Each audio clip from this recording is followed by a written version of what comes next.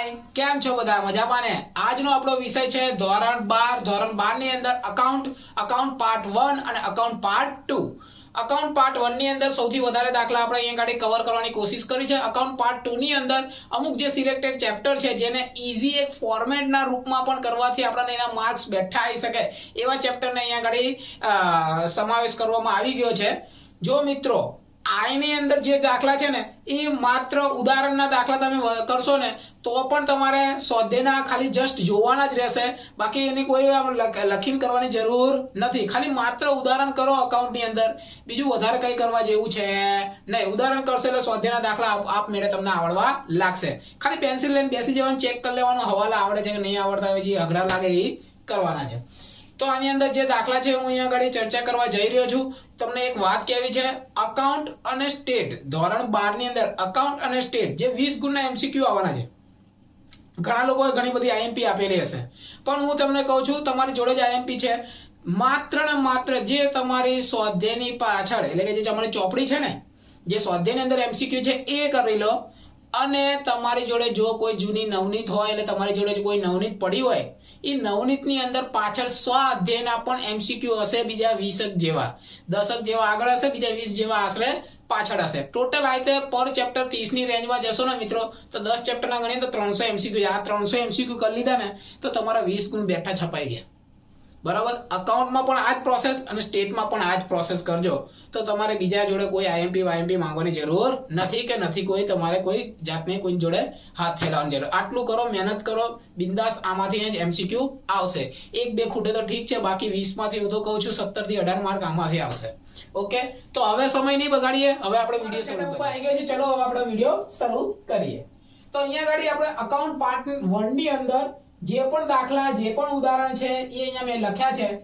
Account બરાબર ધોરણ 12 account part 1 2024 માટે ચેપ્ટર નંબર 1 તેની અંદર ઉદાહરણ 1 થી લગાવીને 11, કેટલા ઉદાહરણ 1 થી 11 લગીના બધા જ ઉદાહરણ કરી લેવાના. અને પછી આવડી ગયા પછી સ્વાધ્યાયના દાખલા નંબર 3 ના 1 થી 11 સેમ ટુ સેમ એના જેવા હશે, થોડો માઇક્રો ચેન્જીસ હશે, બાકી એ જ હશે.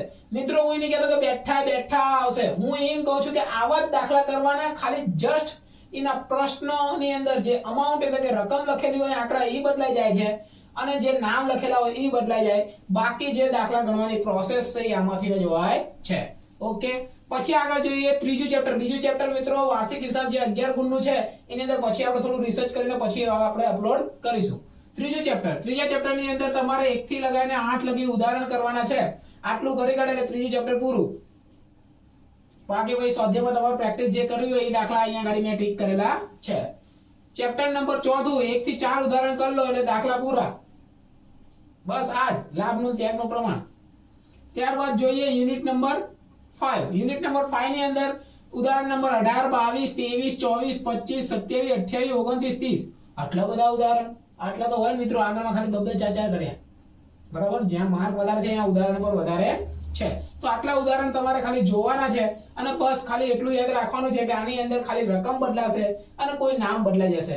બાકી મારે હવાલા આવી રીતે કરવાના છે. એક હવાલો ડિસ્ટર્બ કરશે પ્રવેશની અંદર, એ તમને ખબર જ છે કયો છે. બરાબર, પાઘડીનો હવાલો.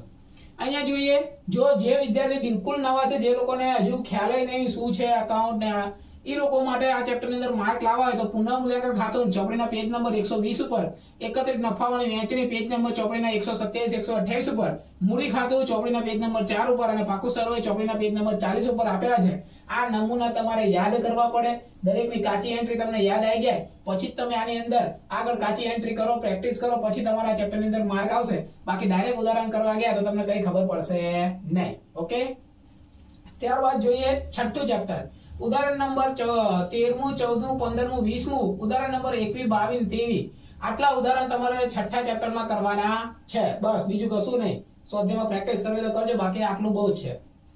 પછી જોઈએ ઉદાહરણ ચેપ્ટર નંબર 7 વિસર્જન. ઉદાહરણ નંબર 1 ના દાખલા 15 આપે છે. એક ઉદાહરણ છે એની અંદર 15 શબ્દ દાખલા આપેલા છે 1 થી 15. પેજ નંબર 286 થી લગાવીને 291 સુધી આ ચાલશે દાખલા.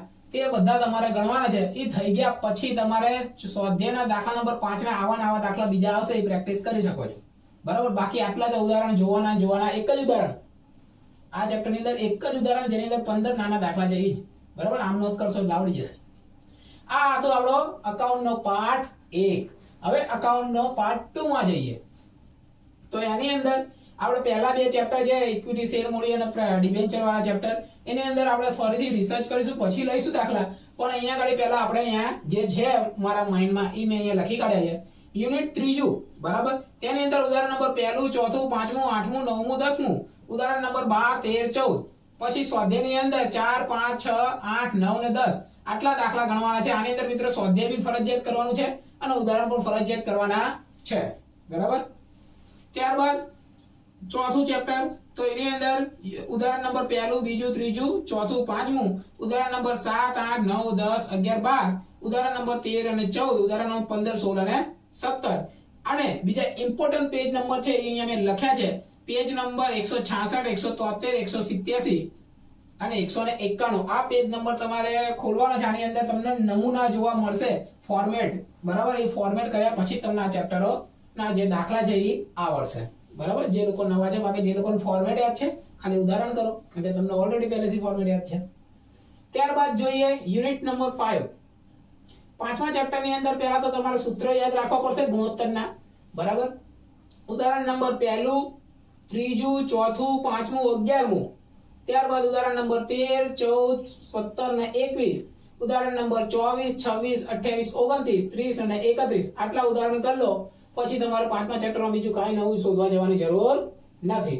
આશા રાખું છું મિત્રો તમને આ વિડીયો પસંદ આવ્યો હશે. તો લાઈક, શેર અને સબસ્ક્રાઇબ કરવાનું ભૂલતા નહીં. બને એટલું સબસ્ક્રાઇબ કરો જેથી નવા કોઈ પણ વિડીયો આવે ને તો પહેલા તમને ખબર પડે. ખૂબ ખૂબ ધન્યવાદ અમારો વિડીયો જોવા બદલ. આભાર.